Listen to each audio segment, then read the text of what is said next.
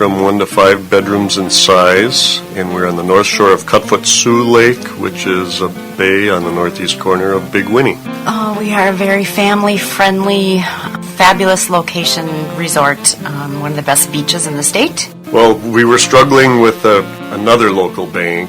We had an initial conversation with Kurt and then have been working quite a bit with Wayne. We got the immediate impression that they wanted to be on our team and work with us and help us to move forward. So it's been a wonderful experience. I think everyone we've worked with has been fabulous.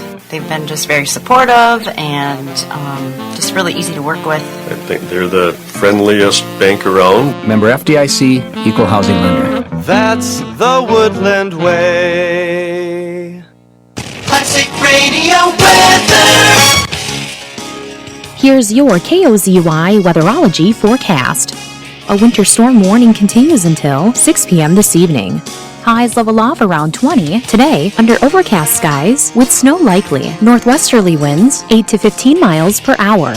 Lows around 2 below. Tonight, overcast skies. Cloudy skies again tomorrow. Highs level off around 6 above. About an inch of snow today. From the Weatherology Weather Center, I'm meteorologist Jennifer Wojcicki. Currently, it's 18. Hi, this is James, owner of Cavalry Computing, with today's Tech Talk. Do you have too many passwords to remember? If you're like me, remembering your passwords isn't really an option. That is where password managers can help you. Not only do they remember your passwords for you, but they can type them in for you, even on your mobile device, whether in the browser or in your apps. Call us at 301-1460 to learn more. This is James from Cavalry Computing with today's Tech Talk.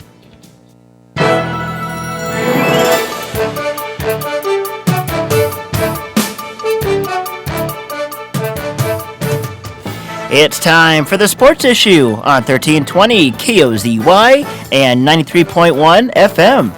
Out to center, has Murphy going with him, shot, goal! Wade Browse makes it 4-2! That's what I'm talking about. And tipped away and taken away by Hansen. McKinney on the far side, inside the drive, the bucket for Hansen! The sports issue is brought to you by Grand Itasca Clinic and Hospital, Jimmy John's, Anderson Glass, Dondelinger Ford, McDonald's, Woodland Bank, and Super One Foods. Corner to Fothergill, the three, no! Rebound, nice hustle by Elias!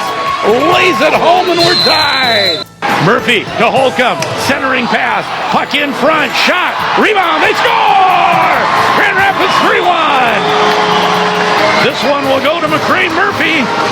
The sports issue starts now on 1320 and 93.1 KOZY.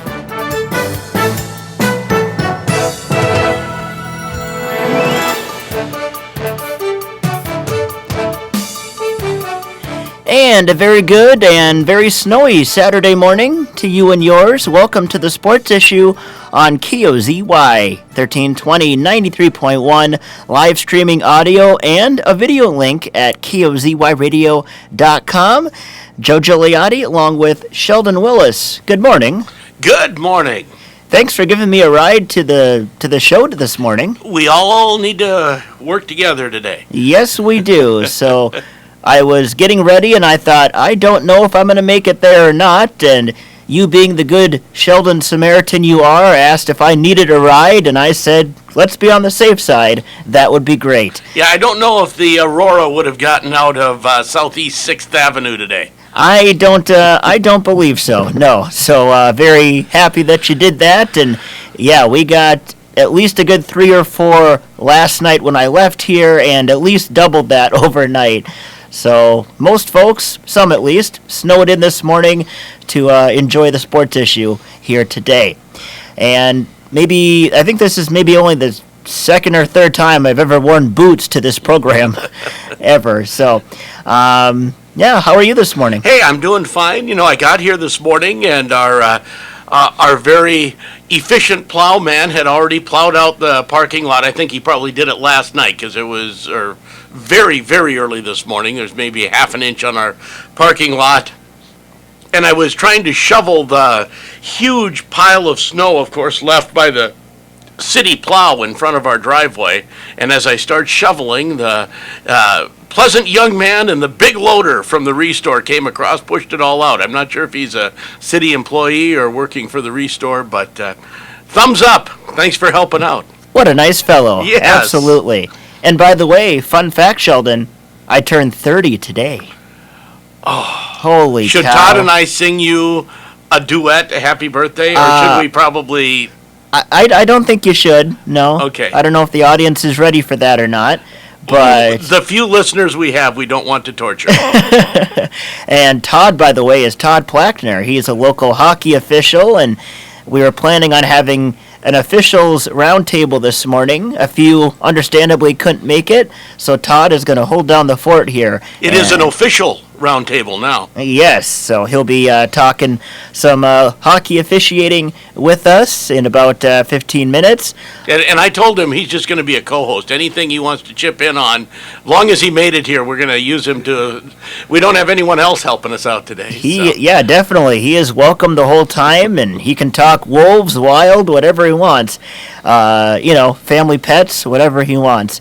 And then 9:30 or so, we'll be joined by GRG Lightning coach Brad Hyduke by phone as the Lightning taking part in Hockey Day Minnesota festivities this week. They played outdoors on Thursday night in Minneapolis against Blake.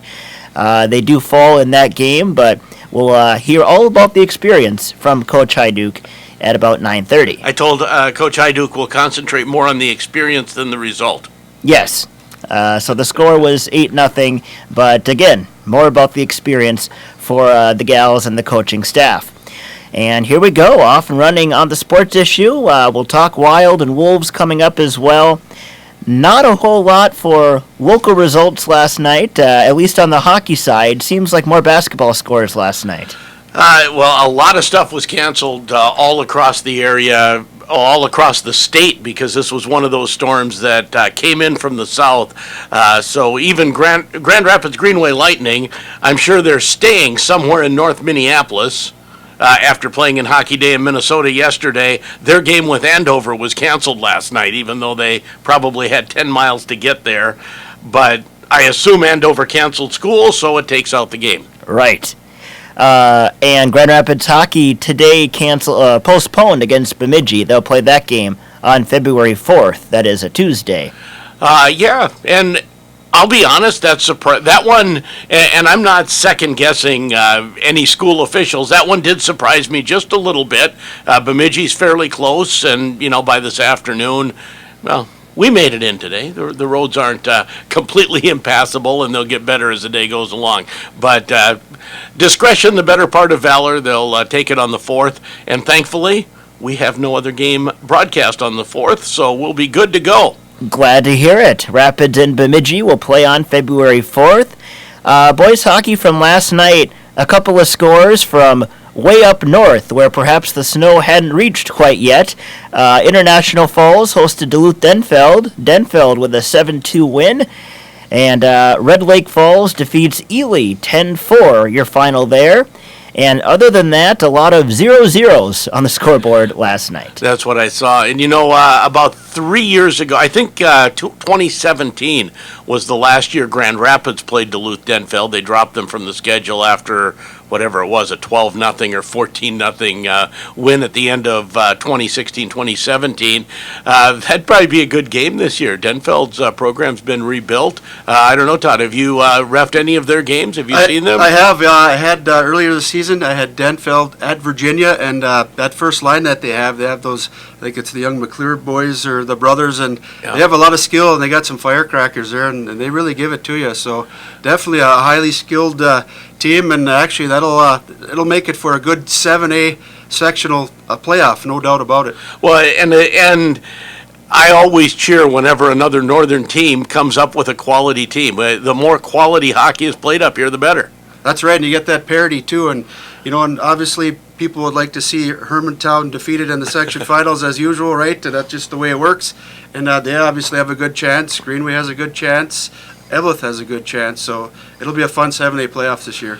Well, I think during section playoffs, it's kind of like it is at the state tournament. If Edina's there, there's a little button cheering for area cheering for Edina, and the rest of the state's cheering for anybody else. It's kind of that way in Section 7A playoffs with Hermantown, isn't it? Absolutely, and like I said, it makes it fun. So last year was a prime example when Greenway overcome the animosity and whatever else and defeated Hermantown and made it to the state tournament and had an awesome showing there as well. Yeah, well, it was a lot of fun.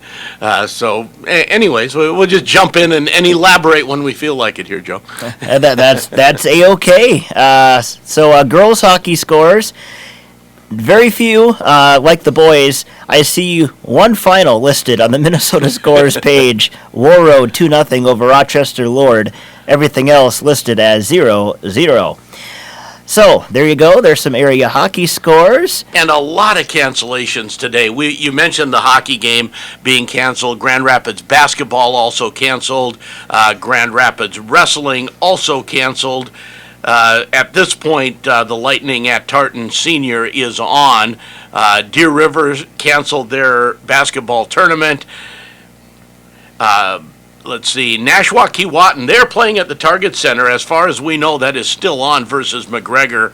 And everything canceled on the Hibbing schedule except for alpine skiing at Giants Ridge. They'll love the snow there. Absolutely. And as you mentioned on our way here, it's nice and fluffy snow. It is. And it's been too many years since I've been skiing, but I could handle being at Giants Ridge skiing through some of this powder today. That would be some fun skiing. For boys basketball, we had, again, very few scores, but one really interesting one. Deer River picking up a 77-76 win over Virginia, and Ty Morrison with the winning shot. Yeah, with 2.1 seconds left, I saw. So, what a nice win for Deer River basketball against a very good Double-A team in Virginia. I would say that's a bit of a surprise. It's also a bit of a surprise that it was played last night. The weather was not fun, but I bet it was a rocking time in the gym. Deer River fans don't care. They'll come out in anything. Yeah. Hey, Jim Irzar was probably there last night, and now he won't come talk with us this morning. Hi, Jim. Hey. Anyone who doesn't come is fair game. Hey. Jim Sheldon is a meanie. You're snowed in, so I apologize for him. We love you, Jim. Yeah, not one of the nicest officials in northern Minnesota. Yes, he is. That ride back for Virginia from Deer River had to be interesting last night. Yes, it did, I'm sure. Elsewhere, Cromwell Wright, 59-54 win over Barnum. Ely, 84-66 over MIB. And 0-0 all across the rest of the board. On the girls' side, we had Proctor, 56-41 over Mesabi East. And that's it. Okay, I did see, Ely defeating MIB last night. Did you have that one? On the boys' side, On the boys' side, okay. Yeah, not too often. My mind wandered for a moment, and I missed that one. Not too often we can just fly through all four major sports scores in about 5 minutes there. Yeah, not a lot happening. And Todd Plackner again. Do schools cancel more quickly than they used to? Just due to, I'm sure it's just due to safety and a little more awareness of that. Right. I think the level of awareness has really picked up, and it's safety for the kids. You err on the side of caution on anything. So if there's risk there, that they just stay home and they have opportunity to make it up. So it's the right decision, I think. You mentioned Bemidji canceling coming over here to Grand Rapids. I know I've traveled that highway too many times, and for whatever reason, it seems like it's ice covered all the time. And if you get the wind that they're forecasting today, maybe a little treacherous, even though it's fairly close in distance, and they just say, let's just make it up another time and make sure our kids are safe. We call it close in distance because it's 70 miles. Down in the cities, they say, what? You're going 70 miles? That's a long drive. Yep. Second longest one we make all year. Yep, that's right. You have your state hockey 19. Were you one of the officials last year at the state tournament? I was. Yes, I was. Okay. Yes, I had the privilege of being selected last year and working the state tournament. To me, it's every official's dream to make it there. It's that bucket list type thing. That was my 10th time going down there, and I'm going to tell you right now that doesn't matter if the 10th time or the first time, it's just as exciting every single time being able to go and be part of that atmosphere. And a few, well, we don't want to jump the gun. We're going to talk more officiating here as we get to the 8:30 segment. But some things changed down at the state tournament because you're dealing with some video replay and some things like that. Absolutely. When I first came into the league and was able to go work a state tournament, they were just implementing this because the NHL went to it, so you had the video capability at Xcel Energy Center, so they use it as a tool, which is fantastic because if you remember in the late 90s when Duluth East was playing Apple Valley, you had that, it was a missed goal, which this day and age would not happen at all. So the game went on, and of course everybody remembers that, especially if you're a Duluth East fan. So well, Grand Rapids fans still insist that let's see, what year, 76, that Kleinendorf scored late, and that game with Edina should never have gone into overtime. Sure, yep, and things like that happen, but. Now they go through it, they pretty much review every goal, make sure that it's a legal goal. They go back and can review the offsides portion of it. So to get it right is the key. The game is bigger, faster, stronger, so you need whatever tool you can get. You look at all the pro sports, that's the way they're set up now. So we won't even need you pretty soon. Pretty quick, yep, but they're still insistent on the human factor part of it. But yeah, no, I'm kidding because right, you still need people. Yes, that's right. There's no question. Control skirmishes after whistles and whatever, so. See, and we just drop in and arc off into wherever here, Joe. It's going to be one of those mornings. It would be funny to see robots break up scrums. Right. Hey, guys, calm down. Guys, it's done. You're going to the box. Yeah, although robots can talk, Google Assistant can now talk, and you can't tell it's not a human. Wait, now robots don't even sound like robots? No! Oh, my goodness. You can sound like a robot, and the robot can sound more like you than you do. We better take a break. I got to think this over. We'll come back. We'll talk more sports on the Sports Issue on KOZY.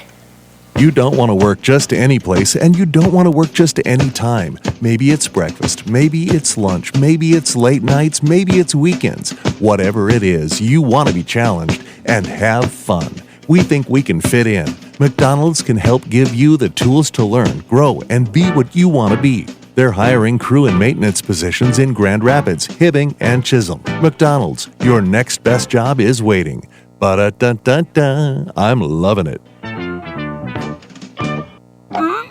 If your windows stick, slip, squeak, or leak, replace them with Andersen windows. With low E-glass, low maintenance exteriors, and rich wood interiors, standard and custom sizes, they can turn simple window replacement into serious home improvement.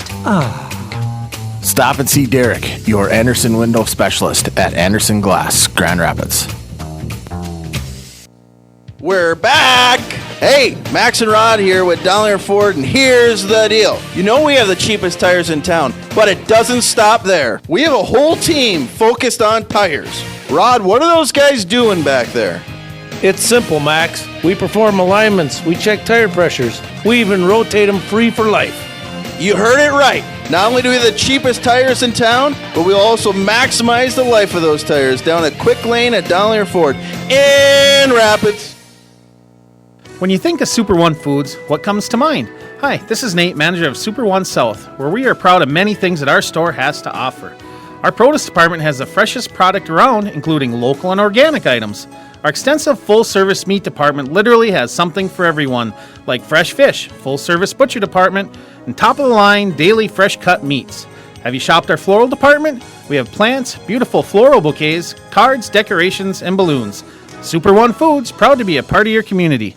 Hi, this is Ben Gook, physical therapist and certified athletic trainer at Grand Itasca. Our sports medicine team is committed to providing care to our local student athletes. We provide baseline concussion testing at many local schools and help to develop a safe return to play should an athlete have an injury or concussion.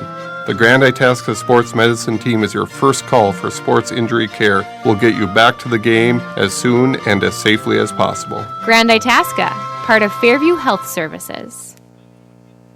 Minnesota News Network, I'm Tasha Radel. The heaviest of the snowfall is over in Minnesota and strong winds are expected to blow it around today, causing drifting on the roadways.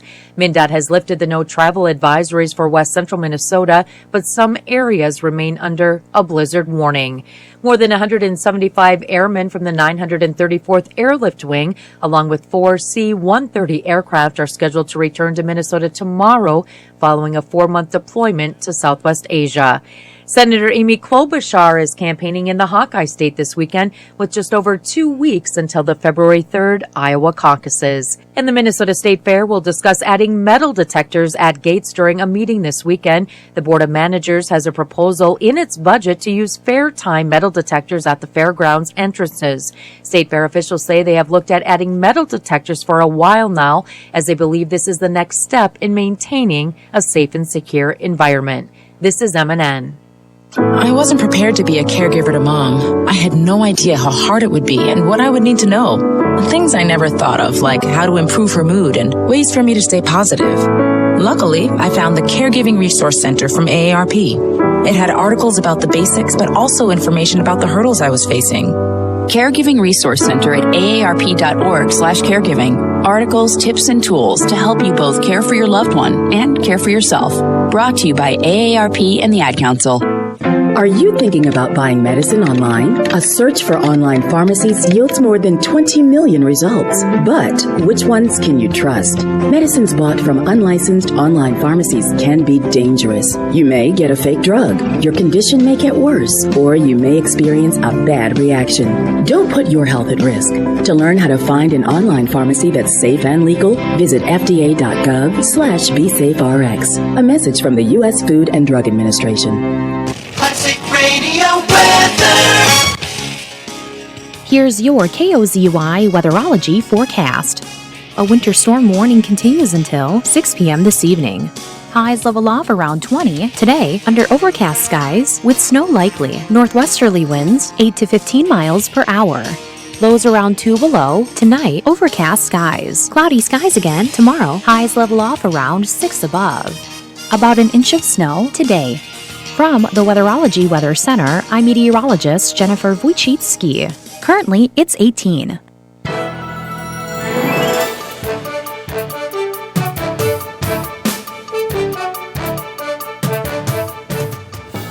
Welcome back to the Sports Issue on 1320 and 93.1 KOZY, live streaming audio and a video link at kozyradio.com. I'm Jojo Leotti. He's Sheldon Willis, and we're joined by Todd Plackner, local hockey official. We've heard a little bit from Todd so far, and now we'll dive right in. And like I said, sometime when the weather's nicer, we'll get basketball refs in. Right? Hockey officials, they don't care. It's like, you have an all-wheel drive or a four-wheel drive, Todd? Well, I have both, but I decided to take the truck this morning because the roads weren't plowed in some areas, so I needed the clearance to get out. So away you go. Maybe we could take up a collection and get Will Florsheim a four-wheel drive. What do you think, Joe? I don't think that's in our 2020 budget. Okay.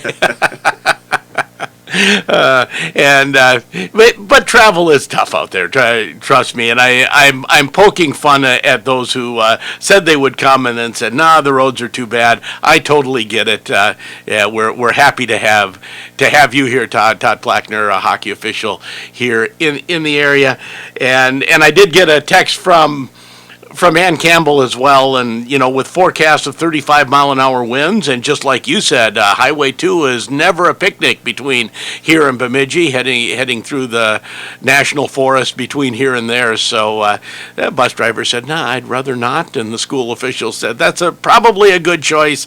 We'll play it safe, and they're still watching weather forecast. The Lightning game at Tartan is still, maybe not. They're watching things closely. The team is already down there. They've been down there for Hockey Day in Minnesota, and then had their game yesterday canceled. So you mentioned as we started the YouTube stream, and that is up, and I do have the tweet out with the links. So you are in the center of the picture, Todd. Where we have no makeup here. It's not that big of a production, but you're front and center on our YouTube stream. You can go see how you come across on TV later. I got a fresh haircut yesterday, just knowing I was going to be on the radio. So Well, it looks really good on you. It looks good. They didn't miss a spot. Well, I'm seeing a little bit of hair right on the temple. That's good. That's like a chia pet. A little bit culture, there. we'll call it. I love it. And we were talking while the break was going on about goal, no goal calls. Yes. And we mentioned that a little bit on the air as well. Is that, well, certainly it's something that changes a game to a huge amount in a hockey game, because there's not that many goals scored oftentimes. And in a low-scoring game, calling a goal that wasn't or calling a no-goal that was really changes the complexion of the game. Is that one of the more momentous calls that you have to make during a game oftentimes? Absolutely, and you got to be ready to react right away. Like I said earlier when we were chatting offline, is instinct. 99% of the time, if you go based on instinct, even though you'll second guess yourself, you're correct, which is a good thing, and you got to stick with your call. We got goal judges out there too, and you rely on them if you need help. But a lot of times it's the referee's determination. They have the final say if they see it, because there's a lot of times where the red light will come on, whether it's accidental, we call it the hair trigger finger type of thing, or they think it went in, and then you got to make that decision. And then if you have to consult with the linesman and the other referee and ask him, what'd you guys see, and then that's what you do. And absolutely, it's a momentum changer, right? So you need to get it right. You don't have the luxury of, the video replay type of thing. You can go with your gut feel. What did you see, or what did you think you saw? The best is not to hesitate, is to make a determination right away. And 9 times out of 10, you're going to get it right. So, and I... Many years ago, with better eyesight and less weight, I did some umping of men's league softball, which is, you think no pressure, but you get grown men with a few beers, and sometimes there is a little pressure. But when I was taking the classes to get my certification, they would say, replay it in your head once before you make the call. Take one breath and say, click, click, what did I see? Yep. Before you make a snap call. Is that the same thing in hockey in some of those situations? Absolutely, because you could have 10 different players out there, and every one of them is going to come and give you a different version on what happened and tell you that it did go in or that it didn't go in. So if you replay it right away, it's there, because you start listening to the stories or the excuses or why or it didn't go in, and all of a sudden your memory changes. Yeah, then you edit your own video in your mind. Yep. Right. So that I always tell the referees, be 100% sure that you call what you seen, and then you'll be good to go. If you're guessing or second guessing, you're probably going to screw it up, and you're going to make a mistake, and you're not going to make the right call. How long have you been officiating, and what got you into officiating, Todd? Well, this is my 28th year of officiating hockey. Finished high school, graduated from Greenway High School, played hockey all my life. Proud to be part of that program. And then just loved being around the game, so I thought, well, what am I going to do to stick around the game, kind of give back, whatever else, and took a liking to officiating. So when I was 19, I decided to go get registered and start working some of these youth things. And then it also helped me pay for college and a little extra spending money, and just that satisfaction of going out there and being around the game, working the games. I recall that used to have the Knights of Columbus Bantam tournament in Coleraine, and before I even started fishing, I used to love going to the rink and watching like Justin Tomberlin, Chris Miller, Kenny Janander, all these guys play. That attracted to me, thinking one day I would love to just referee that Bantam A tournament at Coleraine, the Knights of Columbus tournament. So from that point on, you go through the motions, you get registered, get your patch from USA Hockey, and then your journey begins. And how's the officiating situation right now in hockey as far as numbers and getting guys to cover games? Very difficult now. I always use the term seed referees, because I consider myself a seed referee when I was younger, right? And that's to progress, go through, develop, be able to work the higher levels of hockey. when you get a little bit older, out of college, as a young adult, whatever it is. But now you probably have about a 30% number, of which is officials that don't return after their first year after they get registered. So we recruit, we try to retain, but the retaining part is a struggle. We still recruit, we'll make up for that 30%, but then the following year, you're going to have 30% new officials, but then 30% that don't come back. So it's a struggle. Can you give me your recruiting pitch? Well, if you want to come out and, and enjoy, be around the sport that you grew up on, a lot of great people. I'll tell you right now that my network of friends that I have, my closest friends I met through officiating all across the state, even other states. It's absolutely amazing. We work the college ranks, the junior ranks, high school youth. That's where your core group of friends is. And to this day yet are still your closest friends. And you do things away from hockey. I mean, it's fantastic. But also for the younger officials, you come out, make a little extra spending money. It's no different than mowing lawn in the summer, right? You get to be at the rink. If you're not playing hockey that often or whatnot, what else do you do in the winter? I mean, hockey's a great way to make winter go a little bit faster. I mean, at times you want to go faster, at times not so much, right? Well, and people who are maybe more casual fans, you see high school games, you see, maybe you watch a college game or a pro game and you say, well, how much opportunity is there? There are so many games going on day after day, and then every weekend packed full with tournaments somewhere close. There's almost no end to the number of games you can do. Absolutely, and every year it increases, and it's basically a full-time, year-round sport. I got several friends that live in the Duluth area that's what they do all year long. They just officiate. That is their main job? And that is their main job. You've kept a day job yourself. Absolutely. Okay. It gets hard to maintain sometimes, but yeah, you kept a day job, and for fun. And it's not about the money part. It's about being around the game, giving back to the sport, giving back to the younger referees. That's what I enjoy. I mean, the minnow money or the fun money, you take your family on a vacation after they've sacrificed all winter long, and for you not being around, it's a way to pay your respects to them and say thank you for putting up with me and to go do some things outside of hockey. Now, certainly referees, during the game, you get hassle from players, you get hassle from coaches, you get feedback, negative feedback generally from fans. Do you have to grow a little bit of a tough skin to deal with that? And is that some of the reason people drop out? I do believe that's most of the reason that people drop out is the abuse that they take. You get young officials that'll be, typically we start them at 12 years old. They'll be working a squirt game, or 14-year-old working a pee-wee game. It's difficult out there because fans and players, coaches, they expect NHL caliber referees out there for a pee-wee game. What you have to keep in mind is these referees are developing and learning just as the players are. So you got to give them some latitude to go out there and make some mistakes and learn and to get better, right? I mean, you hear it forever that you learn from the mistakes you make, and trust me, you make a lot of mistakes. Whether you're a first-year official or even someone like myself, I'm not mistake-free. You got to work through it. You got to have thick skin. But there are times when, if somebody's crossing the line, that we need to give you the tools and teach you how to deal with that. So not everybody's a bad person, a bad parent, bad coach, right? Anything. Oh yeah. As we don't have all great officials all the time either, right? It's how you're kind of programmed to take some of that criticism, but you need to deal with it. Because you're either going to love the game or hate the game, and if you can't deal with the criticism, more than likely you're not going to have fun and you're not going to come back. Chatting with Todd Pleckner here on The Sports Issue, local hockey official. Compare and contrast how you deal with a complaining coach versus a complaining player, or are there differences?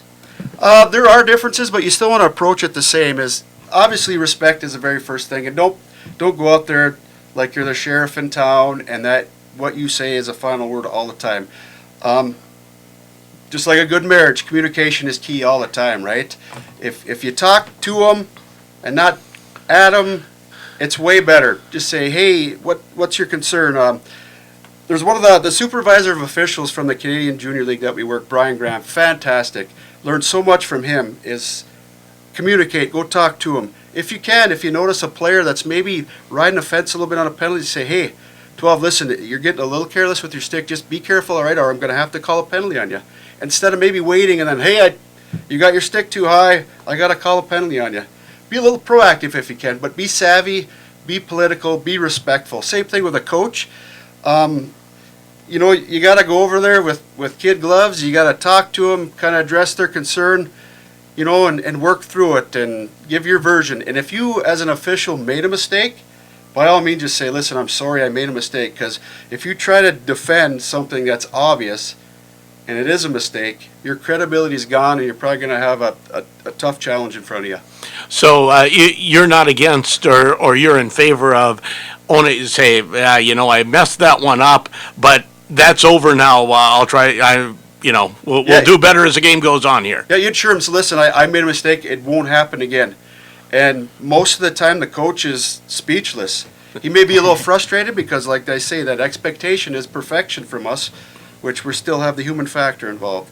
So if you go and admit it, most of the time the coach just sits there, big eyes, and all right, well, thanks for being honest, and please don't let it happen again, you know.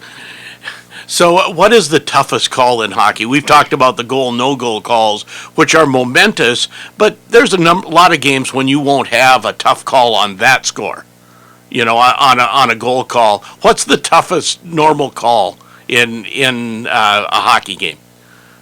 Well, anytime you have to step up and make a big 5-minute major, whether it's contact to the head, the checking from behind type penalties, or those real flagrant falls, it seems like people are a little bit reluctant to make the big calls for fear of, you know, getting some criticism, some abuse. And really affecting the game. Because it does. The difference between a 2-minute minor and a 5-minute major is huge. It is very huge, and that could change a game just like we talk about the goals, right? But you need to, as an official, step up and do the right thing because you have the support from USA Hockey, the State High School League, NCAA, Canadian.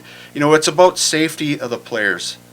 And you need to step up and do that just to protect the players and keep that basically how you play the game. Now, are there significant times when even a coach or a player will have the actual rule wrong, where they say, "Oh, this happened," and you say, "No, the rule is this." Does that happen fairly often? Fairly often, it does. It does, and if you explain to them after, and back to the credibility part, if you go over there and you explain to them what the rule is or how it should be applied, and if you have that credibility, they'll say, "Okay, thank you." So what rule have you seen coaches get wrong most often? There's a tough question. Yeah, well, procedurally, hand pass, for example, they still think that it comes outside the zone or the neutral zone or whatnot, which if you're a team that hand passes it outside of your defending zone, right, the puck goes all the way down. It's not just outside in the neutral zone or whatever. Yeah, it's all the way back in your own zone, just like playing it with a high stick. Yep, that seems to be a little bit of confusion too. Well, and that actually, we had that happen in a game we were calling, Tom and I, and it was like, okay, what's the hand pass rule? And Bobby Zolke happened to be listening and quick texted me the rule, and it's like, okay, got it now. Yep, that's right. Yep, and then there's another one too, we call it encroachment, and that would be after a whistle at the goaltender if there's a gathering of players, and anybody that is outside of the tops of the circles at the time the whistle blows needs to stay there. If they come down to pursue and try to what we call muck it up or whatnot, the face-off's supposed to come outside. And the coaches get really frustrated with that because now you just take an end zone face-off and you put it in a neutral zone, so it changes things. Mm-hmm. And Todd, how much has the game changed over the years that you've been officiating? Maybe the couple of the most significant changes you've noticed just in the overall game flow. Yeah, it's one of the main terms that we always talk about is the onus of a player delivering a check. It used to be you go and you'd finish your check and it was okay to punish the person, right, for dishing the puck off and you go check them against the boards. Well, not so much anymore. That timing has to be bang bang for that play to happen. You know, you have the whole concussion issue out there now, so it's all about player safety. They like to see the skilled players. They don't want to see kids sitting out for 2 weeks, a month, or whatever because they have a concussion or an injury that was unnecessary because of a later hit.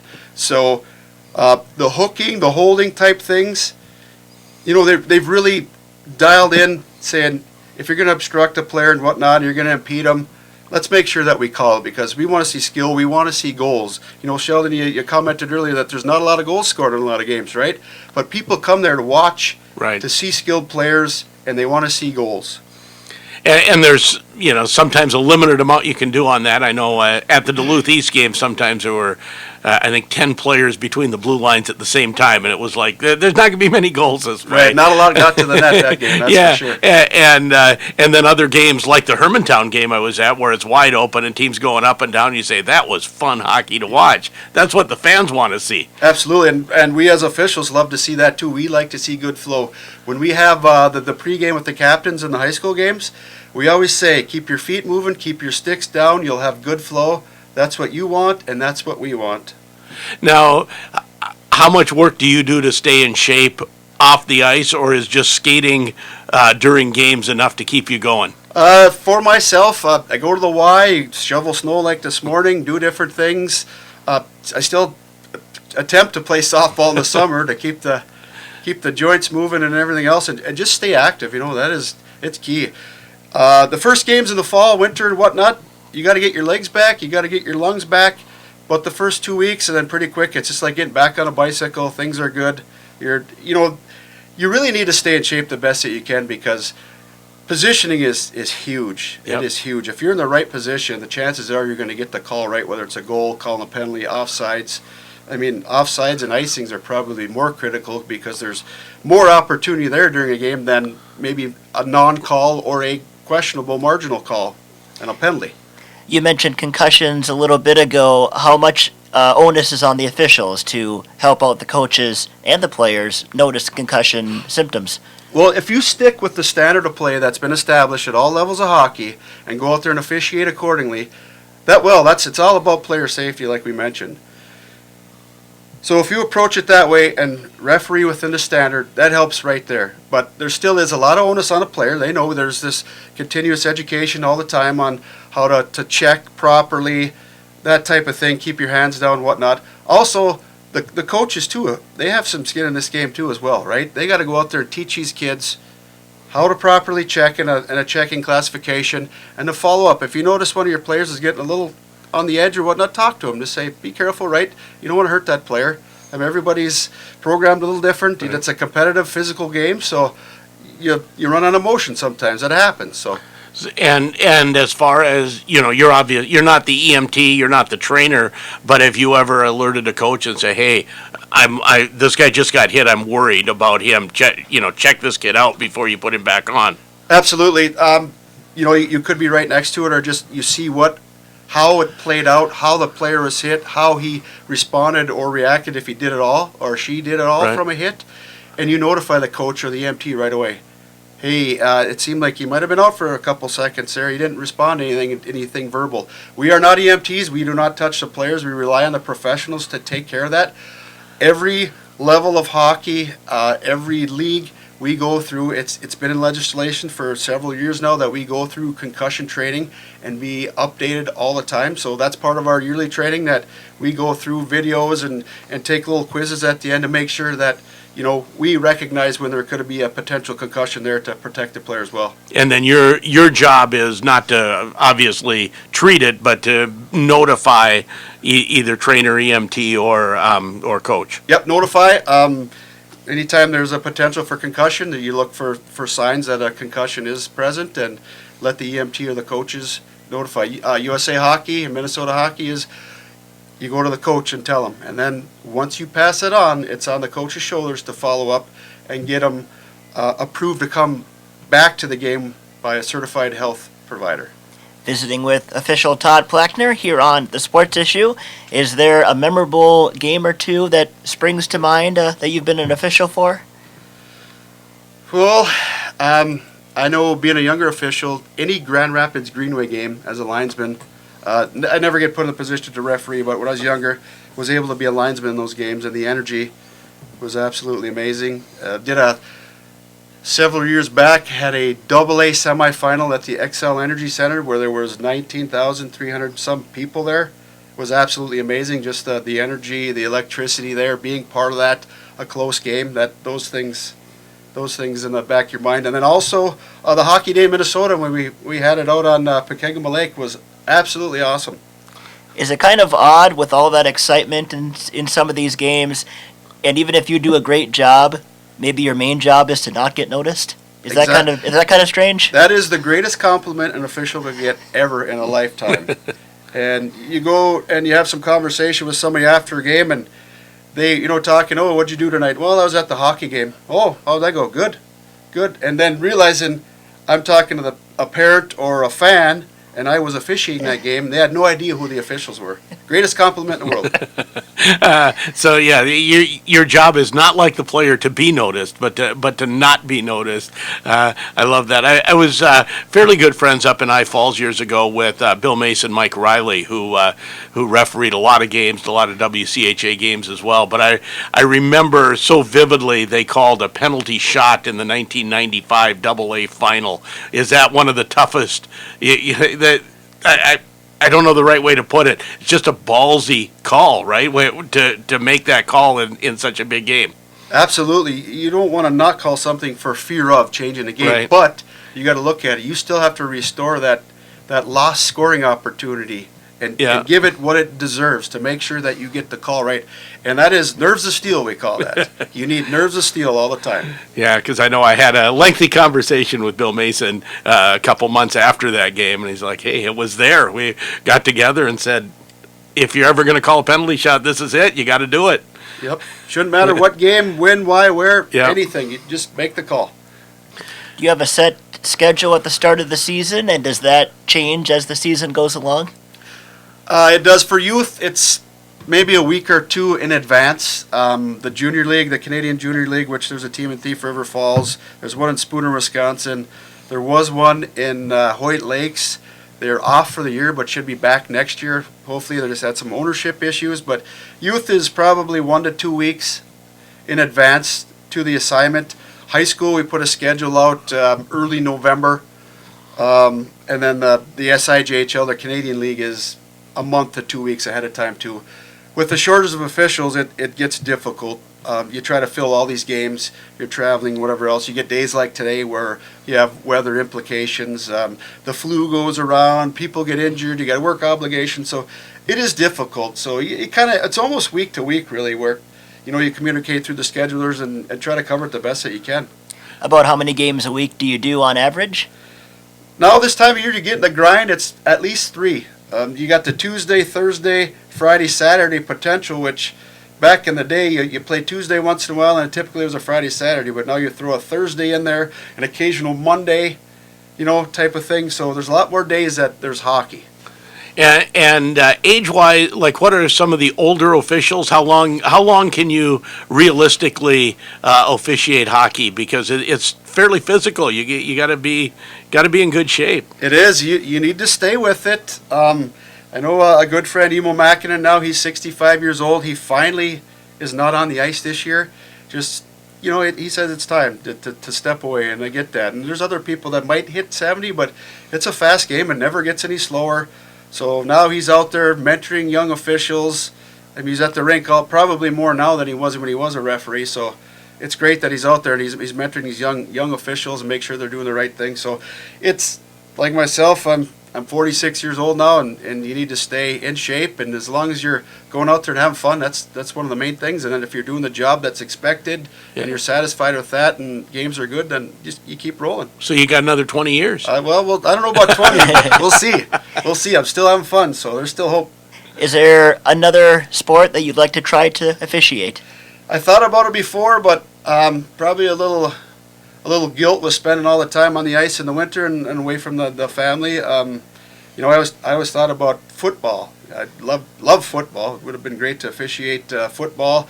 When I was in college, I did do some baseball because I did play baseball throughout my lifetime too, and I did a little bit of high school baseball there for a while when I had the opportunity and there's a little extra money for school and whatnot, and then it just especially the work schedule now, if you're playing games at 3:30 or 4 o'clock and different things in the spring, it gets difficult to get there with my job. Well, we're so happy that you were the one. We now have the definitive call that hockey players are tougher. And maybe Greenway is tougher. Yes, absolutely. You hear all the comments about the Stanley Cup playoffs where guys are playing with broken bones and whatnot, and then you get a little hangnail in the NFL or the NBA, and you got to call it quits for 2 weeks, right? So yeah, definitely Warriors. We're gonna, we'll probably not put that argument to bed here this morning, but we're very happy that you came in. It's been a very, very interesting conversation. Yeah, pleasure. And if someone wants to get into refereeing, if there's a high schooler or even someone just out of college, how do they get started? Who do they contact? Well, I'd be a good point of contact for, I'm the vice president of the North for the Minnesota Hockey Officials Association. Chris Kavanaugh is the local supervisor here. You can go online at usahockey.com. It guides you through it there. You can go to Minnesota Hockey and visit the officiating page, the MHO officiating page. For the State High School League, it's the same thing, mshsl.org. Start heading down that way. If you go to the rink and you want to be a referee, talk to one of us. We got open door policies all the time. We'd love to see you stop in the locker room, the referee's room. Probably hear us engage on some conversations on previous plays in the period during the intermission. Old war stories, whatever it is about hockey and refereeing and whatnot. Come see us. We'll reach out there. We put posters up at rinks. Different ways just to contact people. So anybody else that's a referee, too, ask them. Typically, registration starts in August or so for Minnesota hockey officials, the USA Hockey portion, and then in July is when you got to register for the high school. So just reach out to one of us. We're available. We got contacts online, whatnot, and other people have our numbers. So. You brought up something just as we're finishing here and our time is done here. Trading stories or talking about plays in the referee's room during period break or after the game, whatever. We need to get you and Bobby here together and see how many stories we can get out of you two together. Yeah, I don't know if that'd be a good idea or not. You'd get a chuckle out of it, no doubt. So Bobby's an awesome guy, a great friend, and a great official. So. That's official Todd Plackner, referees hockey in the area. Big thanks to Todd for stopping by and visiting with us here today. We'll take a break. We have your car care tip of the day on the way shortly. ABC News just after 9, and then we'll talk some Wolves. They had a fun one with Indiana last night. We'll also talk some Wild, and later on, Lightning coach Brad Hyduke joining us by phone to talk Hockey Day Minnesota. Second hour of the Sports Issue coming up on KOZY. Boss, there's a photographer out here who wants to do a piece on Jimmy John's for her magazine. What kind of piece? Well, she heard about a clothing optional delivery policy and... Did you tell her the naked driver incident was a momentary misunderstanding? Yes, sir, but... Did you tell her it's our meats that are going all natural, not our drivers? Yes, sir, that's not... Did you tell her Jimmy John's is committed to serving sandwiches with only the finest all-natural ham, roast beef, salami, bacon, and real fresh turkey breast? Yes, sir, I did, sir. So she wants to photograph our sandwiches? No, sir. Actually, she wants to do a calendar. A what? A calendar. The men of Jimmy John's. Dibs on January. It's time for the Car Care Tip of the Day, sponsored by Hibbing Chrysler Center.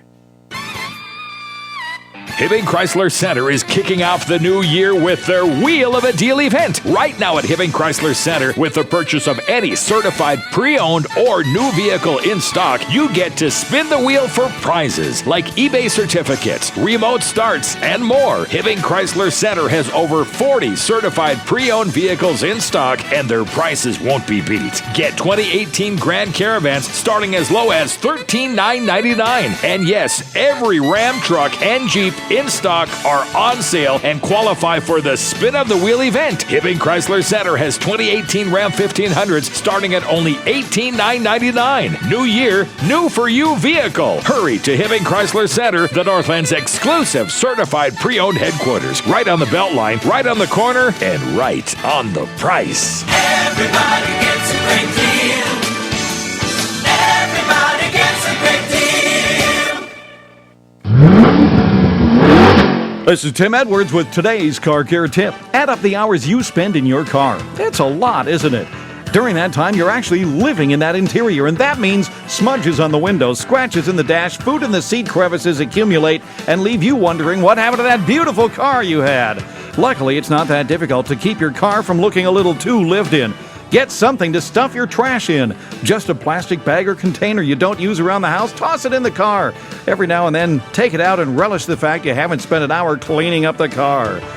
Not a bad idea to keep a rag in the car and a little spray bottle with some soapy water to wipe off those surfaces. Some cleaning products do contain alcohol that'll prematurely dry and age the materials by reducing the flexibility in the vinyl. So a little homemade cleaning fluid, just a little water, a little dash of soap will do the job. It'll also come in handy when an emergency spill occurs. Keep your car smelling like roses with dryer sheets under the seats. That's today's Car Care Tip. I'm Tim Edwards. The Car Care Tip of the Day, sponsored by the Hibbing Chrysler Center. Listen for the Car Care Tip of the Day, 8:50 a.m. on 1320 KOZY. Classic Hit Radio, 1320 KOZY Grand Rapids, and FM 93.1. From ABC News, I'm Michelle Franzen. A deadline looms today for House managers and the president's legal team to file legal briefs ahead of opening arguments in the impeachment trial. The first full day, Tuesday. ABC's Catherine Falders has more on what we should expect. We'll see these House managers. They're essentially the prosecutors. They will give their opening arguments. Chairman Adam Schiff is the lead on this. They have up to 24 hours to present their case. We'll also see the president's legal team also has up to 24 hours to present the case. The president spending the weekend at his Florida estate for the holiday weekend. He's been beefing up his legal team. ABC's David Wright is in West Palm Beach. He's added two noteworthy names, one of them a former Harvard law professor, Alan Dershowitz, the other, the former independent counsel, Ken Starr, who famously prosecuted Bill Clinton. This time, he's one of President Trump's defense lawyers, one of 8 on Trump's legal team. Dershowitz says that he's not fully on the team, but his part will be to explain the constitutional implications. He'll be appearing for one day only. A state of emergency in Virginia remains ahead of a planned gun rights rally in Richmond Monday on Martin Luther King Day. Police making arrests in several states over the past few days. ABC's Kira Phillips has the latest arrests in Georgia. Police say 3 suspected members of a neo-Nazi group called the Base are under arrest, charged with conspiracy to murder members of the left-wing group Antifa. The FBI linking the case to the arrest of 3 other armed members who investigators believe were plotting to attend a gun rights rally in Richmond, Virginia, with hopes of starting a racial war. Federal authorities have now issued a nationwide bulletin to police in that they say that they've got volumes of threatening language related to an event and worry about possible lone wolf attackers. You're listening to ABC News. This week, find great deals at Walgreens. Right now, buy one, get one free on hundreds of select vitamins and supplements with card. Most others are buy one, get one 50% off in stores and online. Plus, select varieties of Ajax laundry detergent are only 99 cents with card. Get great deals on the everyday essentials you need right here at your neighborhood Walgreens. Walgreens, trusted since 1901. While supplies last, restrictions and exclusions apply. See store for details. You're never completely ready to adopt a teen. For late nights writing English papers. For your teen's music taste. For dinners, where they talk more on their phone than with you. For the first time, they call you mom. You're never completely ready to adopt a teen, and you can't imagine the reward. To learn more about adopting a teen, visit adoptuskids.org. Brought to you by the U.S. Department of Health and Human Services, Adopt U.S. Kids, and the Ad Council. Travelers arriving from China will be screened at New York's JFK, San Francisco, and LAX this weekend. Federal health officials say it's a precaution. They're looking for symptoms of a new strain of the coronavirus that's entering the U.S. More from ABC's Stephanie Ramos on the procedures implemented by the CDC for passengers. Here at JFK Airport in New York, health officials are screening travelers coming into the U.S. from Wuhan, China, after a new deadly respiratory virus was discovered in that part of China. It's called the coronavirus, and health officials are concerned people who are coming into the U.S. from Wuhan may be infected. Screening started here at JFK and continued this morning at San Francisco's International Airport. There are more than 1,700 cases under investigation in China, health officials comparing the symptoms and potential of an outbreak spreading to SARS and MERS. The art world is celebrating that after an Italian gallery revealed it's recovered a masterpiece after it was found missing for almost a quarter of a century. Gustav Klimt's portrait of a lady worth a whopping $66 million finally found. Stolen from a gallery in northern Italy more than 20 years ago. A gardener clearing away ivy noticing a small panel door last December. Behind it lay the masterpiece, hidden in a plastic bag in the external wall of the very same gallery it was stolen from. ABC's Lama Hassan. This is ABC News. When you're diagnosed with metastatic breast cancer, a lot of questions run through your mind. What am I going to do? what are my options? What did I do wrong? We've had those thoughts too. But some questions can help you move forward. Visit findyourmbcvoice.com for an interactive guide to help you learn the next steps to take after an MBC diagnosis. And how to ask the questions that lead to an open and informed conversation with your doctor. Start finding your voice today at findyourmbcvoice.com. Michelle Franzen, ABC News. Classic radio weather. Here's your KOZY weatherology forecast. A winter storm warning continues until 6 p.m. this evening. Overcast skies this afternoon with snow likely. High temperatures reach up to 20. Northwesterly winds 10 to 20 miles per hour. Chance of snow showers again tonight. Lows dip down to about 3 below. Overcast. Chance of flurries tomorrow 7 above. Cloudy. 1 to 3 inches of snow today through tonight. From the Weatherology Weather Center, I'm meteorologist Jennifer Wojcicki. Currently, it's 20.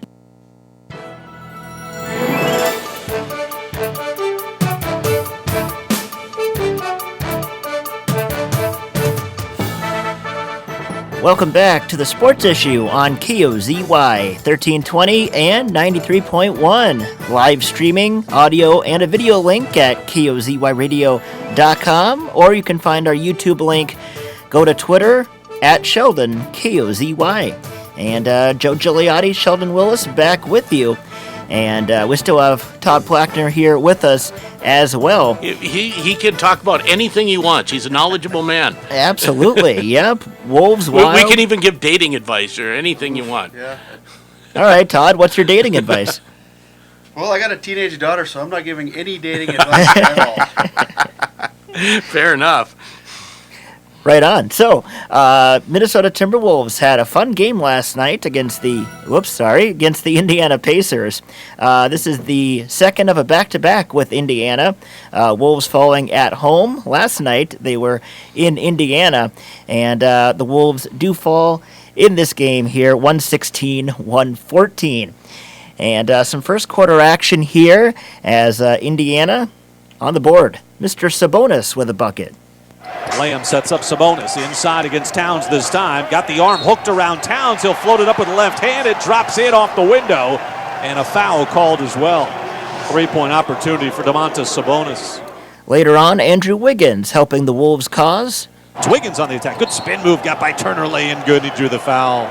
Well, that patented Andrew Wiggins spin move just went right around Turner there, and there was nobody to help out.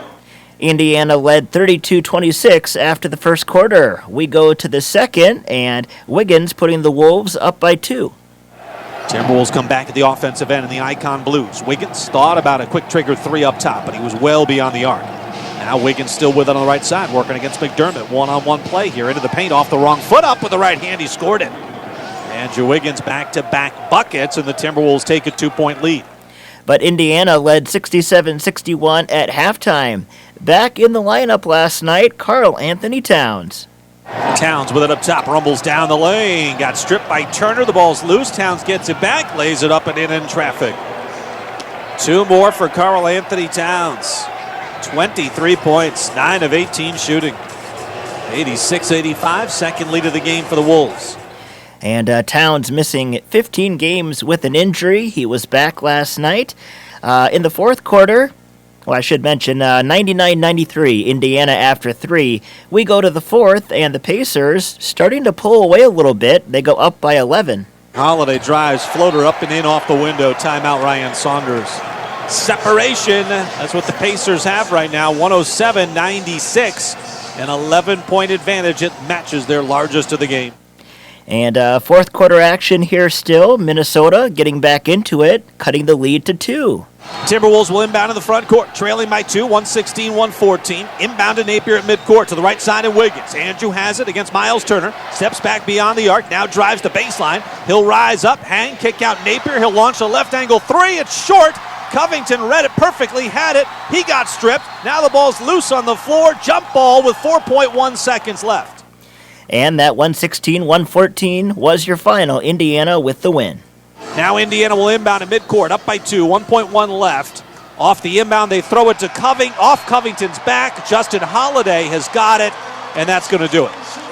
Covington had his back to Justin Holiday, did the smart thing. He threw it off Covington's back, picked up the ball, dribbled towards his own basket, and that was it. Pacers win 116-114. So kind of an anticlimactic finish there as the Wolves fall. They are now 15-26 on the season. And I don't know, Jeff Teague traded earlier this week to Atlanta. More moves on the horizon? Probably. I think they've decided that this core, the core of Karl Anthony Towns are going to try to build around, but the rest of the core of this team, I think, is open for debate. This will be a much different team next year. And head coach Ryan Saunders says Indiana hit some clutch shots. They got scorers in that lineup, and T.J. Warren, Jeremy Lamb. They hit some tough mid-range shots. Shots that we don't want to give up, but we'd rather give that up than a layup or a three-point shot. Right now, the Wolves in 13th place in the Western Conference, again at 15-26. I would imagine some more trades on the way for the Wolves. Weren't they like 10-10 or something like that early in the season? They were right around 500, I believe, yeah. Which makes them, like 5-15, 5-16 after that? That loss of Towns has certainly hurt the Wolves. I'm glad he's back, but it may be a little too late at this point. Yeah, and they did look like a different team with Towns. I watched, snaps, parts of last night's game, and they did certainly look different with Towns in the lineup, but they're still a ways from being a playoff contender. Wolves right back at it tonight, and they're back home to take on the defending champion Toronto Raptors at Target Center. That'll be a 6:30 pregame, 7 o'clock tip. You can hear the game right here on your home for Timberwolves basketball, 1320 and 93.1 KOZY. We'll take a timeout. We'll come back. We'll talk some Wild hockey. They're part of Hockey Day today. They are the grand finale tonight at 8. KOZY. You don't want to work just any place, and you don't want to work just any time. Maybe it's breakfast, maybe it's lunch, maybe it's late nights, maybe it's weekends. Whatever it is, you want to be challenged and have fun. We think we can fit in. McDonald's can help give you the tools to learn, grow, and be what you want to be. They're hiring crew and maintenance positions in Grand Rapids, Hibbing, and Chisholm. McDonald's, your next best job is waiting. Ba-da-dun-dun-dun. I'm loving it. We're back! Hey, Max and Rod here with Dollar Ford, and here's the deal. You know we have the cheapest tires in town, but it doesn't stop there. We have a whole team focused on tires. Rod, what are those guys doing back there? It's simple, Max. We perform alignments, we check tire pressures, we even rotate them free for life. You heard it right. Not only do we have the cheapest tires in town, but we'll also maximize the life of those tires down at Quick Lane at Dollar Ford in Rapids. We're here with Sue and Brian Harris, owners of Eagle Nest Lodge. We've got 14 cabins from 1 to 5 bedrooms in size, and we're on the north shore of Cutfoot Sioux Lake, which is a bay on the northeast corner of Big Winnie. Oh, we are a very family-friendly, fabulous location resort, one of the best beaches in the state. Well, we were struggling with another local bank. We had an initial conversation with Kurt, and then have been working quite a bit with Wayne. We got the immediate impression that they wanted to be on our team and work with us and help us to move forward. So it's been a wonderful experience. I think everyone we've worked with has been fabulous. They've been just very supportive and just really easy to work with. I think they're the friendliest bank around. Member FDIC, Equal Housing Lender. That's the Woodland Way. Freak yeah, Jimmy John's. Freak yeah, what if I just needed one sandwich delivered? Freak yeah, we can do that. What about 100 sandwiches? Freak yeah, we can do that. What about 24 sandwiches? Freak yeah, we can do that. 67 sandwiches? Freak yeah, we can do that. 67's a prime number. Freak yeah, a whole number greater than one whose only factors are one in itself, I know. Great. I'll take one turkey tom, please. Freak yeah, one turkey tom, on the way. Freaky Fresh, Freaky Fast, Jimmy John's, Freak Yeah! If your windows stick, slip, squeak, or leak, replace them with Anderson windows. With low E-glass, low maintenance exteriors, and rich wood interiors, standard and custom sizes, they can turn simple window replacement into serious home improvement. Stop and see Derek, your Anderson window specialist at Anderson Glass, Grand Rapids. Hi, this is Denny Holzman, Doctor of Physical Therapy at Grand Itasca. As a member of the Grand Itasca Sports Medicine team, I'm happy to help expand our coverage to my hometown of Hill City. Now providing training room time and sideline coverage, we're able to support more local athletes, ensuring safe play and prompt injury care. The Grand Itasca Sports Medicine team is your first call for sports injury care. We'll get you back to the game as soon and safely as possible. Grand Itasca, part of Fairview Health Services. And welcome back to the Sports Issue here on KOZY 1320 and 93.1.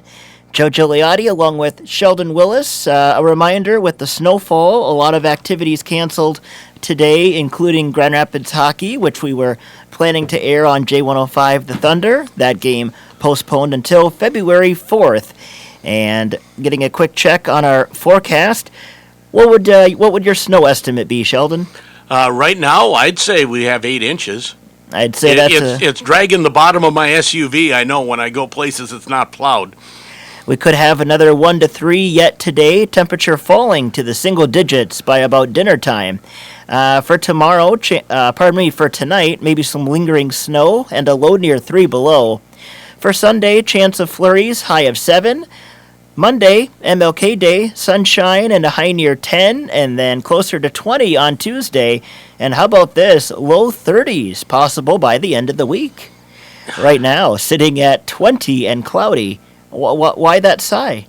I don't want it to get above 30 right now. I don't want any of this snow half melting and then freezing back hard. Yeah. I hate that. That's a fair point, yeah.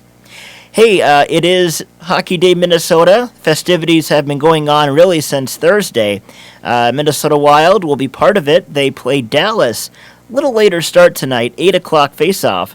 And here's head coach Bruce Boudreau on Hockey Day. I know it's a big deal. I told the players out there that it's a big deal. Hey, listen, we take pride in Minnesota. Of our hockey roots, our hockey heritage, and the amount of people that play the game up here. So I mean, when it's Hockey Day in Minnesota, you take pride in it, and hopefully they will again tomorrow. And tomorrow is now today. Forward Zach Parisi on Hockey Day. It's a fun day, I think. Just hockey all day long.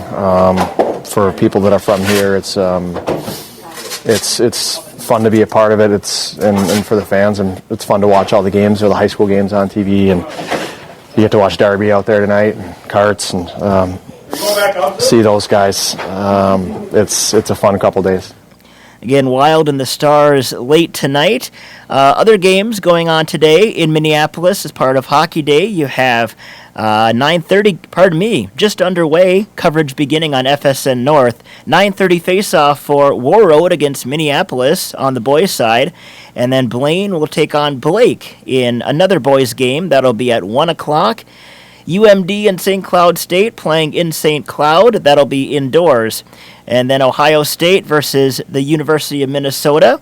That'll be at 4:30. And then, again, later on, Dallas and the Wild. Todd mentioned that he's officiated Hockey Day before. Yeah, you mentioned the one here in Pekegama. You were out on the ice for that one? Yes, we had the early game. I think it was Hibbing and Egan. Before weather really deteriorated, I remember the wind was coming so strong out of the north that halfway through a third period, I think it was, we actually had to switch ends, so there wasn't an advantage to one team. And everyone I talked to that was a part of that just talks about the wind chill and the cold that day. I know it was 26 below in Bemidji last year, but I don't know that the wind issue was there like it was the one here in Rapids. No, it wasn't. It looks like it was much colder last year, but it was cold here, but the wind was a factor, and there was blowing snow and whatnot. But I'll tell you what, people still showed up for this thing. It was awesome. I talked to someone who was there. I said, "How long did it get you? How long did it take you to warm up after that day?" He said, "Well, it's been about a year now." Yeah, it was cold. It was nice. You know, you wear gloves. You wear some extra long johns and put a face shield on. In fact, one of the memorable pictures I have hanging in my office at work is Bobby Z and I inside that little portable deer stand or whatnot that was provided by Ray's, and we were sitting in there with our face masks with a smile from ear to ear and a nice picture just sitting on the wall. And certainly it's still outdoor hockey and so on, but is that the last time they'll actually have it out on a lake? You know, it seems like they've tried to control the ice conditions and so on a little more since then, where you're doing, you know, where you have a refrigeration pad down and you have a little bit more control over things. I think so too. It's just that uncertainty with Mother Nature, the hand that she deals with you. There's times when it was in Hermantown one year, and I think it was raining on the day that they were going to play. Yeah, I think they had rain in Stillwater one year. Yeah, too. rain in Stillwater, or you get these, you know, lots of the snowy conditions which you kind of deal with or whatnot. But then it's a for sure deal. It's put down. The ice is put down. You can maintain that temperature, whatnot, and you know, kind of avoid any kind of ice issues if you were on the lake. And I know one of the very first hockey day in Minnesota was on Lake of the Woods, and that was, I think, maybe just as cold as the Grand Rapids one. That was a nasty Yeah, if I day. recall, it was at least -10, I think. With a wind whistling it there on Lake of the Woods. Yep.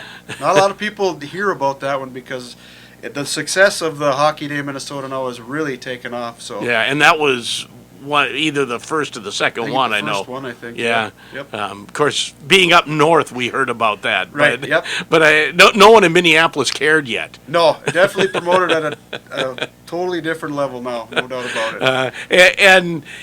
And certainly, but, you know, whatever it was, 6 years ago or so when it was here in Grand Rapids, it was a big deal by then. Absolutely. The buzz for going into the Hockey Day and Minnesota weekend was just phenomenal. The excitement there. Like I said, I think they said there was 5,000 people there or something. If you look at the conditions that were present, it was like, why would you come out when you could watch it on TV? But they wanted to be part of it. They wanted to be part of it. And you see it grows every single year. It just gets bigger and bigger and it gets more support. And I think it's fantastic for the state of Minnesota. Well, I chuckled with Bruce Boudreau quote you had, Joe. Our hockey tradition. He's counting himself as a Minnesotan now. He is. He didn't grow up in Minnesota. No, but he is an honorary Minnesotan. He's been here a while now. Yep. We can't fire him now. No. Well, hey, with Wild better be careful with any extended losing streaks. I mean, I was stunned by the firing of Gerard Gallant earlier in the week when, you know, Vegas has been on a tough patch this year, but just a couple years removed from a Stanley Cup final in their first year. So that one surprised me. So let's, you know, hopefully Boudreau's around. Well, the one thing that's interesting to me about Bruce Boudreau is, and I haven't looked this up or gone back, but he is now on his third general manager. How many coaches survive 2 general manager firings and hang around? Usually GMs want to bring in their own guy. Yeah, true. Good point. And it could be a busy deadline for Billy Guerin and company. We'll see, but maybe not. Is this team selling, Todd? Well, I don't know how much you follow NHL hockey. A hockey guy's a hockey guy, right? You follow it some. Absolutely. A hockey guy's a hockey guy. And, you know, I mean, a Wild fan forever. The whole household's of Wild fans and whatnot. And it's disappointing. It was great. I remember being on Fall Lake up in Ely when they signed Suter and Parisi for the long-term deals. Yeah. The excitement, we all dove into the water and just hooting and hollering and whatnot. And it got him, 7 straight years of playoffs? It did. And now, you know, we talk about the change at the general manager position and whatnot. It's probably tough on a coach to be able to go through and adjust that because everybody else has a different agenda. So it's got to be tough on trying to coach the team that he has put in front of him. So just best of luck to the whole organization. Hopefully they get back at it. Do you think they'll be sellers? Do you think they're going to try to trade off the core and retool going into next year? Or is it the next couple weeks to a month that tell that story? Probably the next couple weeks for sure will tell that story. Hopefully not. I'm sure there's some strategic moves that could be made to help the organization, but I guess it'll see what happens. We'll see what happens. It gets interesting. It does get interesting because as fans, there's always something to be interested in, even if your team isn't doing that well. It's like, oh, so now are all the veterans that we've cheered for years, Parisi, Suter, Koivu, Eric Stahl more recently, are all of those guys up, and does anyone want them for a playoff run? You never know. Right, and it costs money to get them usually too, Yeah. and as Minnesotans, we're used to the rebuilding phase. Twins went through it year after year after year after year, but put together a good squad last year. But you hate to see any of your pro teams go through a rebuilding phase, no doubt about it, because they have great players in the organization. But I think there's a few moves that could be made and really shore it up so they could be competitive again, no doubt about it. Yeah, well, someday I'm going to see a Viking Super Bowl championship. I hope you're right. And a Wild Stanley Cup champion. That'd be something. I can live another 30, 40 years. Oh, you were serious? I wasn't making a joke. Oh. I saw the meme after last week's Vikings loss, what's a Super Bowl, Dad? I don't know. We're Vikings fans. And it's like, hey, I remember 1977. And then I think of how long ago that was. I do remember it very well, but I would guess the majority of Vikings fans don't remember being in a Super Bowl. Someday. Someday. Yeah, the today in sports history, I think yesterday came up. This day in 1999, the Minnesota Vikings lost to Atlanta in the NFC Championship. It's like, no, I'm not even reading that on the air. I don't want to know. I don't want to remember that at all. That was the Gary Anderson game. It was. Man. It was. Hey, we'll take a break on the sports issue. When we come back, we should be joined by Brad Hyduke, GRG Lightning coach. We'll talk Hockey Day as the Lightning part of the festivities there this week. KOZY. When you think of Super One Foods, what comes to mind? Hi, this is Nate, manager of Super One South, where we are proud of many things that our store has to offer. Our produce department has the freshest product around, including local and organic items. Our extensive full-service meat department literally has something for everyone, like fresh fish, full-service butcher department, and top-of-the-line daily fresh-cut meats. Have you shopped our floral department? We have plants, beautiful floral bouquets, cards, decorations, and balloons. Super One Foods, proud to be a part of your community. Welcome back to Sports View. Next topic. Is it really all about power? Makes me think of Progressive's Name Your Price tool. Gives you the power to find options based on your budget. Let's go to Chuck for an irrelevant analogy. Man, back in the day, people didn't ask how many oranges are in the crate. They just took the oranges. They didn't say, are there 6, 7, 12, 15, whatever. It was just oranges. You get me? We get you, Chuck. In a word, oranges. Give it to us straight with the Progressive Name Your Price tool. Progressive Casualty Insurance Company and Affiliates. Price and coverage match limited by state law. You've tackled to-do lists all year long, and it's only January. So treat yourself and your skin to some well-deserved R&R. Come to Ulta Beauty's Love Your Skin event and discover 50% off daily beauty steals from must-have brands like Mario Badescu, Dermalogica, and Clinique. And for a little extra skin love, talk to one of our licensed skin experts for a customized facial and skincare recommendations. Skincare equals self-care at Ulta Beauty's Love Your Skin event, now through January 25th. Ulta Beauty, the possibilities are beautiful. I'm Andy Klocko. And I'm Tasha Klocko. And we own and operate Klocko Brewing Company. And at the brewery, we have a tap room where people can come in and buy beer to go or sit down and have a pint. We also have craft soda and tea for non-beer drinkers as well. We work with Wayne Bruns. He's our commercial loan officer. More like family now, and yeah, our biggest supporter in personal banking. Yeah, we have our personal banking, Kasasa, and the Saver account. Oh, love it. Yeah, we're like family, and definitely a great partner to have. All the folks up front have always been extremely helpful. Melissa and Tyler, especially, see them on a weekly basis. Yes, right. Woodland to us came very highly recommended from multiple people in the community. Kind of hit it off with everyone right away, and sort of felt like the right thing. Member FDIC, Equal Housing Lender. That's the Woodland Way. Minnesota News Network, I'm Tasha Radel. Even though the snow has come to an end, strong winds and colder temperatures will move in. MnDOT's Ann Meyer says crews are out clearing roadways, but motorists need to continue to be patient. It will take longer for us to really clear snow off the roadways because we will be dealing with that wind element. And also it'll keep things colder longer with that wind. So that too will add to the challenges with some of our materials working, is that wind's going to keep the temperature pretty cold on us throughout the weekend. A first responder in rural Minnesota died earlier this week. The Kirkhoven Banner reports 57-year-old Dean Nichols, a volunteer EMT and city maintenance worker for over 20 years, died after suffering a medical emergency Monday morning.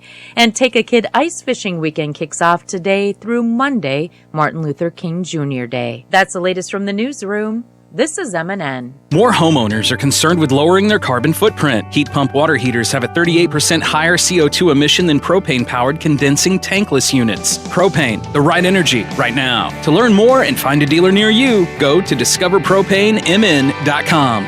I'm Matt Damon. I'm Zachary Levi. I'm Uzo Aduba.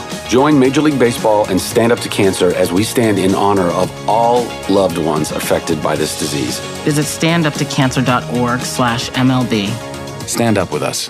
Nice turn, Jill. Thanks. By the way, Dad, have you ever smoked marijuana? It's getting legalized everywhere, so it's okay to do now, right? It's not legal everywhere, and it's not legal for teens at all. It can cause permanent damage to teens' developing brains, and it often leads to other drugs. This conversation can happen anywhere, and your kids need to know the facts. 76% of teens agree that with legalization, teens may be more likely to experiment with marijuana. Now's the time to talk to your kids about substance use. Learn more at rosecrans.org. Classic Radio weather. Here's your KOZY weatherology forecast. A winter storm warning continues until 6 p.m. this evening. Overcast skies this afternoon with snow likely. High temperatures reach up to 20. Northwesterly winds 10 to 20 miles per hour. Chance of snow showers again tonight. Lows dip down to about 3 below. Overcast. Chance of flurries tomorrow 7 above. Cloudy. 1 to 3 inches of snow today through tonight. From the Weatherology Weather Center, I'm meteorologist Jennifer Wojcicki. Currently, it's 20.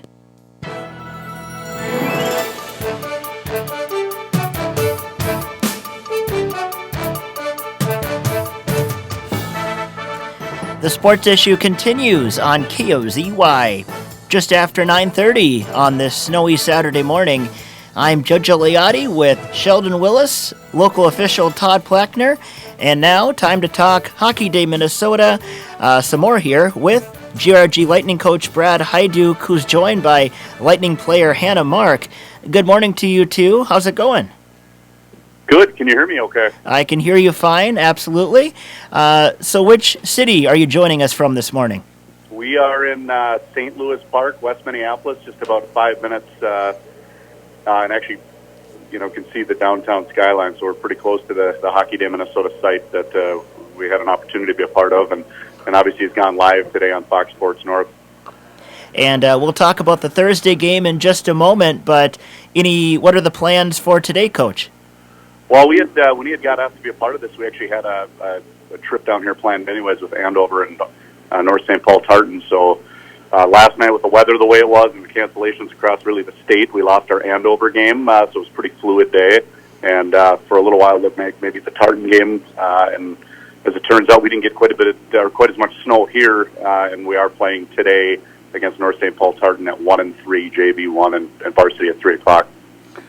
So, Hannah, how weird was it just having a day basically locked up in the motel yesterday without a game going on or anything? What did you do to pass the time?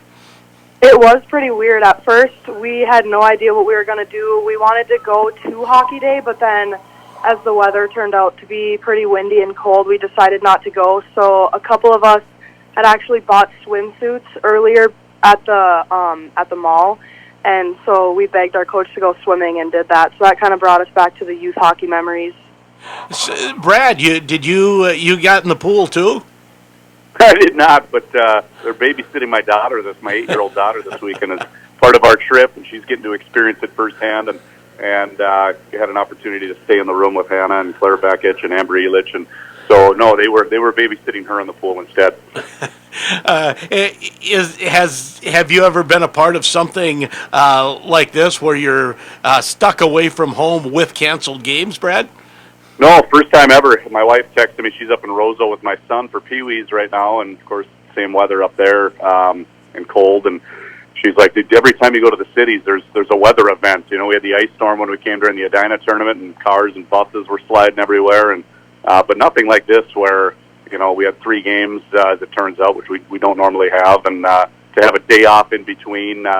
It just happens that we had planned a morning volunteer visit to the Ronald McDonald House in Minneapolis, and got to learn quite a bit about that. We've got some local connections to there, and the girls, minus a couple of sick ones, had the opportunity to go see that up close and give back. And so that ended up being an experience that even exceeded my expectations.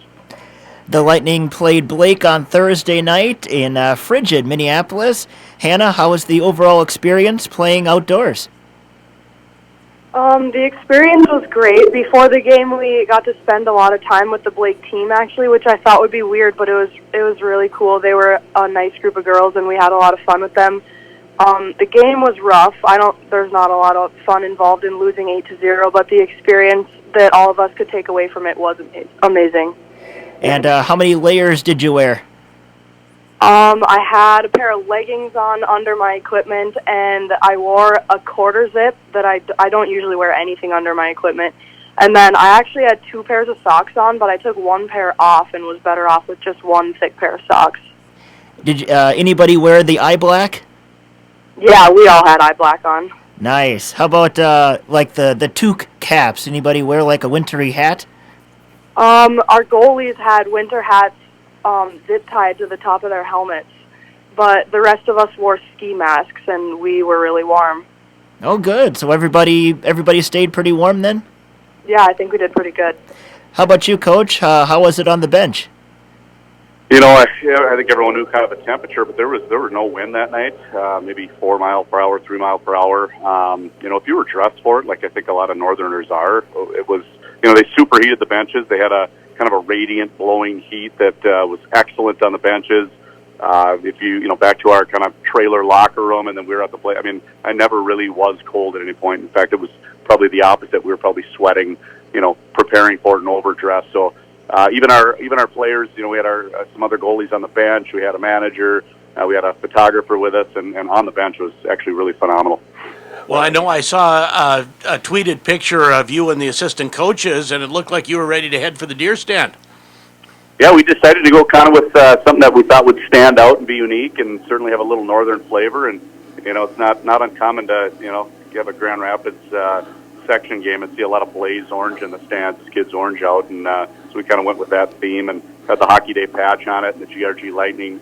So I'll be wearing that in the woods for years to come, with memories of probably being cold, just like Hockey Day Minnesota was. Well, we've got your softball teammate, Todd Plackner, here as well. He was part of the Grand Rapids Hockey Day 7 years ago. Said it was cold then. Anything you want to relay to Plackner?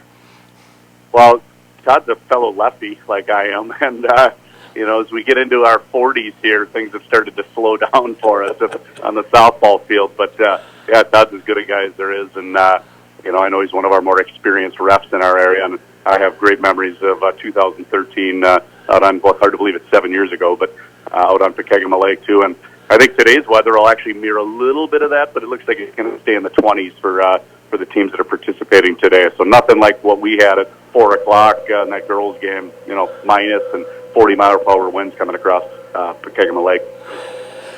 So, Hannah, Joe kind of talked about this a little bit already, but was the Hockey Day experience everything you hoped it would be, I guess, other than the final score?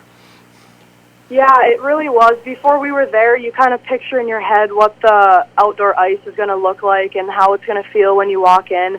And I think, I think all of the feelings showing up there did meet our expectations. We were all super happy before the game happened, and our time before the game was really cool too.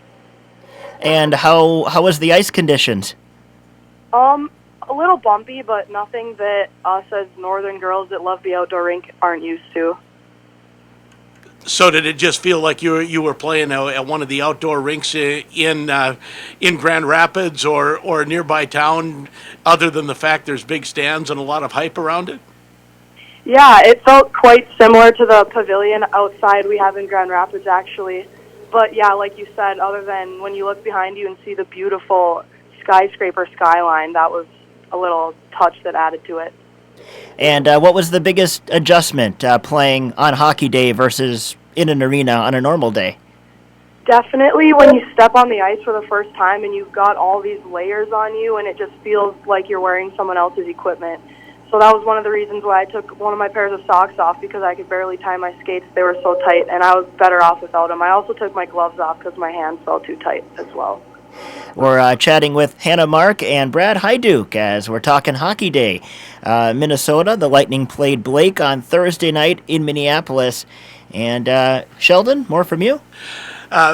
Well, as we look, we're coming towards the end of the season now for girls hockey. Playoffs right around the corner. How much does it hurt to not have Andover now on the schedule? I understand that game is a complete cancellation, no makeup date here at the end of the season. How good would have it been to play that top team in the section here late?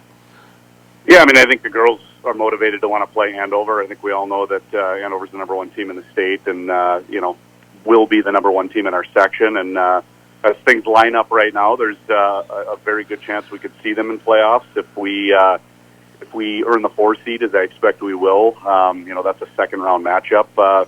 Again, provided obviously we do what we need to in the first round in a 4 or 5 game. And from a coaching standpoint, there's plenty of video out there on Andover. I know their tendencies and how they like to play, and what their strong points are, and if they have a weakness, what can you get after. But I think from the girls' standpoint, you get together yesterday and hang out and have a good time. But everyone wanted to play a hockey game and kind of measure yourself. And for me, it carries into the Blake game a little bit. We're dealing with some sickness with the team, and a chance to maybe get healthy and not go up to Andover on their ice.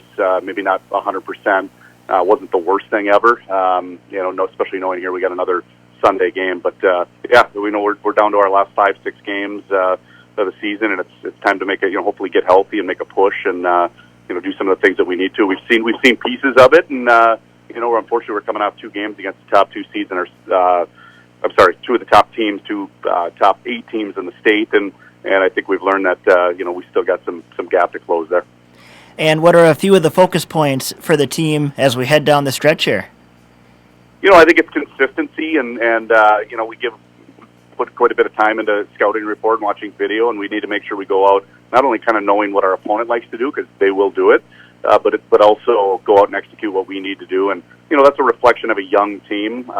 We've had moments where it's really looked good. If anyone had a chance to see the Elk River game or listen to Sheldon's call there, I thought we put together. That's a team that's beat Roseau and Warroad and some other good teams, and plays these Metro teams tight and regularly, and we really played a really complete game. And then there's other times against Forest Lake where I really didn't mind our second and third period, but you can't give up 5 goals in the first period. And it's learning to put some of that stuff together. And again, youth just can't be an excuse at this point. It's one thing where I think all our girls have got 3/4 of a high school hockey season at least behind them, and we're confident in our group once we get rolling. But can we put 51 minutes together? And you don't win 51 minutes by looking at the 51st minute. You look at the first minute, the first 5 minutes, each shift, and I think that's going to be the message down the stretch here: is take care of your next shift, take care of your next 5 minutes, take care of a period at a time. And if we can do that, I think we can be difficult for teams to play.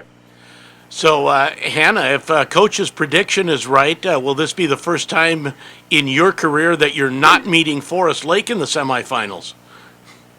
Yes, it will. They've ended our season in the semifinals the past 2 years that I've been in high school hockey, so yeah, that would be a first for me.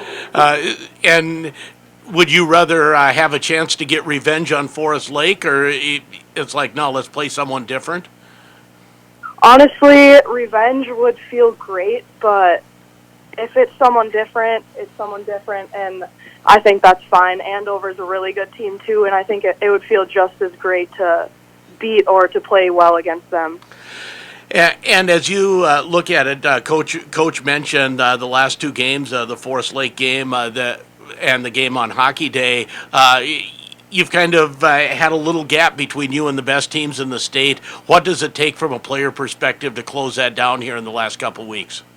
Yeah, I agree 100% with what he said about consistency, because there's definitely been a couple times in the season where our full potential has shown through, but that doesn't always show in all our games. So if we can find a way to kind of hammer that into our habits, then we can be difficult. Well, and I know there's a lot of really young forwards, especially. I know you're anchoring the defense along with Caden Broking, but, 7th, 8th, and 9th graders up front. Has it been fun watching them mature as the season has gone along? Yeah, it has been cool. They've obviously learned a lot, as much as when you transition from youth hockey to high school, as much skill as you have, there's just a lot to learn. The game is a lot different, and they've definitely been evolving as the coaches teach them. But also with my D partner, she's a freshman, Jazzy Bischoff, she's learned a lot too, and to see them get a little more confidence with the puck on their stick, you really see them to develop as a player. That's cool to see. We have this conversation whenever I'm talking to girls hockey players and coaches, but which is the most difficult for a young player to transition in varsity play? Is it the physicality or is it the speed? You know what? Some of our young players come up and they're playing high school hockey as a young player because they maybe already have some of that speed. A lot of those girls also played a lot of outside the season hockey, so they've seen some kind of elite hockey if they've, again, kind of made that push to be a young player. Honestly, it's the attention to detail. I think summer hockey and especially youth hockey, it's so many of the little things. It's actually the learning part of the game. They might get some simple systems coming up, but now they're executing what's the D zone, what are we doing to neutralize, what are we doing on a forecheck, and do you have 2 or 3 forechecks? So, do you do your job consistently? I think actually the biggest leap, and I think this is true on the boys' side as well, is and it becomes more important. I remember Trent Klatt telling the story. Here he was, a skill player coming up, Mr. Hockey, Gophers, but he was a grinder when he got to the NHL, and he was the guy who needed to have a real attention to detail to his game to even stick. And I think that's true at the high school level. I think that jump forces you to have to think the game while the speed is happening, while the physical part of it is happening. So, and I think that's one of the things we've struggled with this year is some of the small things that maybe go unnoticed in a game, but you watch video and it's like, yep, there. And so I think that's probably the largest growth area versus maybe the speed and physical. Yeah, you add that piece to it and have to do the attention to detail. I think it adds another level, but I really do think it's a lot of that smaller pieces that the learning part of the game and maybe even the systems part of the game that we need to go out and execute to play the teams that we do. And you're playing the Blakes and the Forest Lakes and the Andovers that have 6, 7, 8, 9, 10 Division I hockey players. You don't get to make a lot of tactical mistakes. We obviously want our girls to fly around and not be thinking about overthinking the game, but at the same time, if we don't execute a system, it just doesn't work against that caliber of opponent, especially a top 10 opponent. Hannah, Coach mentioned the team's trip to the Ronald McDonald House. How was that experience for you? That was great. I've never done something like that before, other than we've volunteered at the food shelf a couple times. But being there and actually seeing the families that live there, learning the history on it, and being able to make a difference was something that I think we all could take away in a positive way. And I think it was really good for us as a team. And as you look back at the last few days here, what's going to be the best memory from your Hockey Day week, do you think? I think I've got one from every day, actually. Thursday was eating dinner and playing yard games with Blake. Yesterday, actually, too, was Ronald McDonald House, of course, and then swimming with my team at night. That really brought us back to youth hockey, and being a senior, that was really special. I'll never forget that moment, and then hopefully today we can take a win, and that'll be my favorite memory for today. And I'm going to bring Todd in a little bit. I mentioned the physicality of girls hockey. I know you referee both. Which is the harder to call, whether it's a late body check in boys hockey or whether it's a check or not in girls hockey? Yeah, you got to have the experience to be able to officiate these girls' games. I was fortunate enough to work the women's WCHA league, that Division I, even Division III, and I'll tell you, it can be as physical as any boys game without any body checking. And the rule states body contact is legal, so you got to make a determination. Was that a body check, or was that just angling or some physical contact that took place there? So it does take some experience and know-how to be able to officiate that properly. And Coach, you have never argued with Todd about that call, have you? Well, it's been a while, I think, since we've seen Todd in a game. He's been busy doing some of that other stuff, but I've got a chance to watch him in some of his other big games, and like I said, he's one of our better officials up north. But it was a great distinction he made there too. I've said before, where really the difference in boys and girls is just the follow through. And even that's being, the blow up checks are being taken care of in boys hockey, to the chagrin of some people, but. It really is just the difference between kind of the follow-through of that body contact and the body contact itself, and it's more subtle than I think people realize. And when I talk to people and they're watching girls hockey and we're watching together and they say, why isn't that a body check? I said, well, as long as you don't check directly on the body and you're kind of separating the person from the puck, checking just ahead of the body, checking the hands, it's probably going to be good. I watched some of your stream. You always go back and watch game film, and you guys were kind of asking that question against in the Elk River game. They really let a lot go, and maybe in some cases it was things that could have been called like hooks and stuff. But that was a game that had a physical nature to it, and I think as coaches and players, we generally like to see things let go. Because especially where it doesn't lead to a scoring chance or an imminent scoring chance, and I think people like the flow of that type of game better. So. I think the more experienced refs are better at doing, that, where they can kind of read the game and get a feel for it, and let the game kind of be the game, and really only take care of anything that might be serious or, again, relate to a scoring chance. And, Coach, as you look back on the last couple days, what do you think your favorite memory of Hockey Day will be?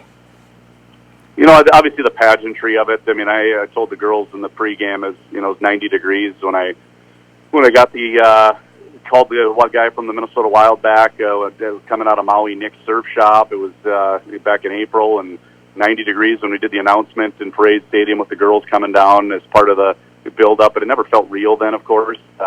It really felt real as we came down, I believe, 394 or maybe 610, and the lights are there, and you can see, obviously, that park at the bluff in the foreground and the skyline in the background, and then Hannah's point with us getting together with Blake. I credit Sean Reed with that idea of us just kind of doing everything together, and that experience. I mean, I also lost in that a little bit is we really came out flying. First 12 minutes the shots are 7-6 us. The game was back and forth, and those two shorthanded goals that we gave up late first period really had an impact in kind of the flow of the game, and I haven't kind of lost that. I really like that the girls were excited and carried it into the start of their game, and and my coaching staff up to do it together was really, really enjoyable. And like I said, I may never get that opportunity again. So it was about a 90-degree difference between the announcement and the presentation, and then face-off.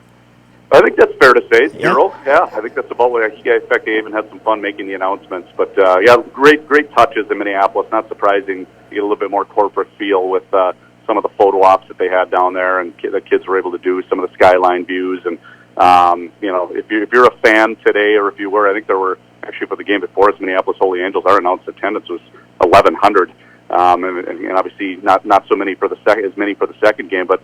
It was extremely festive, and the girls were dancing while the other game went into overtime because the music was great. I mean, those memories, I think, are the ones that they have on video, and have had a chance to share with the rest of their network and their world, and that's they're going to be able to hang on to that for the rest of their life. Sheldon, anything else for Brad and Hannah? No, I just good luck this afternoon. Happy your game today's going to take place as scheduled, and we'll see you. I know at least once before playoffs. You got a game over at Hodgins Berardo that we're going to carry, so we're looking forward to the last part of the season, and good luck. Thank you. Thank you. That's Hannah Mark, player for the Lightning, and Coach Brad Hyduk joining us here on the Sports Issue as they get set for action today against Tartan down in the Twin Cities area. We'll take one more break and be back to wrap it up on KOZY. The KOZY Community Calendar is available to all nonprofit groups, clubs, and organizations. If your organization has an event coming up you'd like to share, let us know. We'd like to help. Your announcements to community calendar at kozyradio.com. We'll share our calendar items with J105 and KMFY Radio. Again, email your announcement to communitycalendar at kozyradio.com. Everyone loves a good story. Join us weekday afternoons at 4:20 for a feel-good story. Chicken Soup for the Soul Radio Minutes feature an inspirational Chicken Soup for the Soul story narrated by Emmy nominee and former Charlie's Angels star Kate Jackson. Staying true to Chicken Soup for the Soul's well-known style, the Radio Minutes are family-friendly and a wonderful addition to your day. 4:20 weekdays on 1320 KOZY. And listen Tuesdays for your chance to win free Chicken Soup books. And welcome back to the Sports Issue on KOZY. Thanks again to Brad Hyduke and Hannah Mark for joining us, and to Todd Pleckner for joining us in studio. Sheldon, I'd be remiss if I didn't sneak in some thoughts from you on the biggest pro sports story of the week, the Houston Astros and, well, pretty much baseball in general scandal. Yeah, and that has caused not only Houston Astros to be penalized significantly, but caused two other managers to lose their job who had been associated with the Astros during that time. Alex Cora with Boston and Carlos Beltran with the Mets. You take the manager job of the Mets and then you get fired because you cheated with the Astros. I don't know. And you and I were talking about it, I believe, on Wednesday. David was here as well. I don't condone cheating. It feels like the punishments were plenty to me. I get the suspensions, I get the fines. Taking draft choices seemed a bit much to me, given the what happened and the. I haven't looked into it, I haven't researched it maybe as well as I should, but it feels like you're getting punished for doing what a lot of teams do, just using technology to do it. I mean, stealing signs is as much a part of baseball as, I don't know, apple pie and eye black or something. Yeah, that's been done. It's just not done with technology the way Houston did it. True enough. I think... Yeah, sign stealing is part of the game, but I think that's kind of, hey, you're using your brain, you're trying really hard to figure out signs, where the electronics just hands it to you on a silver platter. I get it. So I'm fine with some, it just, I don't know, it feels like the penalties are plenty stiff for what happened to me. I agree with the penalties. I'm okay with them. I feel bad for the opposition that's out there against teams like the Astros, where, I mean, there's bonuses involved in playoff wins and World Series titles that you're essentially stealing from them. You're not just stealing signs, you're stealing games from them and stealing potential bonus money when you advance and the other team doesn't. And I also wonder about the umpires. Did they hear this garbage can banging? Are they hearing the signals? I wonder. And I also... It's just, hey, you mentioned Carlos Beltran. He is undefeated as the New York Mets manager. and will forever remain so. That's right. And have you heard the rumblings of was Jose Altuve potentially wearing a buzzer under his jersey? I have heard that and seen some of that. That's going to forever be conspiracy speculation. That one's never going to be proven. It would be very tough to prove, but I do have the clip here of when Altuve hit the homer off of Aroldis Chapman to send the Astros to the World Series, and he was like clinching his jersey. He didn't want the guys to rip off his jersey, and Rosenthal asked him about it. You asked the teammates not to tear your shirt. Why? What's that? Did you ask your teammates not to tear your shirt? Why was that? I don't know. I'm too shy. Last time they did that, I got in trouble with my wife. Jose. You're not buying it. You're not buying what Jose's selling there, are you, Joe? That's shaky to me. That's shaky. First, he asked him to repeat the question. Then, I know it's loud there. And then he kind of laughed very awkwardly. And then first he said, I'm shy. Then he said he got in trouble with his wife last time his jersey got ripped off. I don't know. It's interesting nonetheless. But we'll see. And we're still waiting on the Red Sox 2018 issues to be investigated as well. Going to be an interesting baseball season, that's for sure. There you go. Josh Donaldson signs with the Twins. Yes. Let's go with a positive note to finish here. Welcome to Minnesota, Josh. The Bomba Squad gets reinforcements. And that'll do it for today's sports issue. Big thanks to Todd Plackner for joining us here today. And again, stay safe out there, everybody. Travel with extra caution. This show is always brought to you by Grand Itasca Clinic and Hospital, Jimmy John's, Anderson Glass, Dondelinger Ford, Woodland Bank, and Super One Foods. For Sheldon Willis, Todd Plackner, I'm Jojo Leotti. Thanks for joining us for the sports issue on KOZY.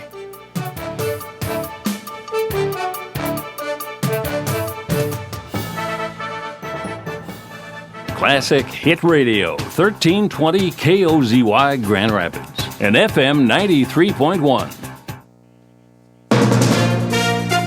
From ABC News, I'm Michelle Franzen. House trial managers facing a deadline this afternoon to file legal briefs for the impeachment trial. Then the president's attorneys will get to respond before opening arguments begin Tuesday. House investigators are still gathering evidence overnight, releasing a